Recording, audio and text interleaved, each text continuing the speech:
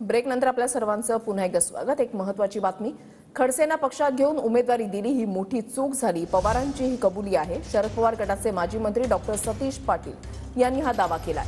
पवारांनी पुण्यामध्ये झालेल्या बैठकीदरम्यान कबुली दिली असं सतीश पाटील यांचं म्हणणं आहे।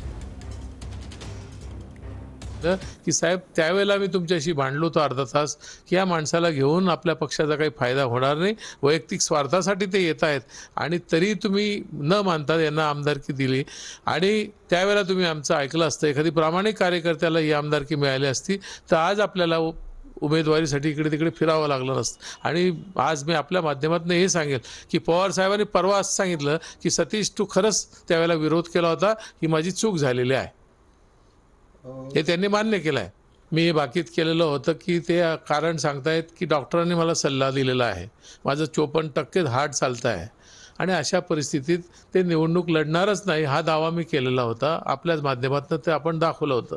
आज माझा तोच दावा लोकांना मान्य आहे की हे बाकीत सतीश पाटलांनी केलं होतं। आज स्मिताताईच्या आपल्या रक्षाताईच्या तिकिटाच्या मागे ही सगळी खेळी मान्य एकनाथजी खडसे यांनी त्यावेळेला खेळली होती आणि ते सगळं उघड झालेलं आहे। ते दिल्लीला का गेले होते, त्यांनी कोणाच्या भेटी घेतल्या होत्या, तिथे काय कमिटमेंट झालं होतं, नंतर फोटोही व्हायरल झाले।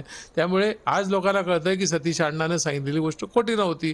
त्यामुळे जे कारणं होती ते लोकांना पटत तेव्हाही पटत नव्हती ना आजही पटत नाही।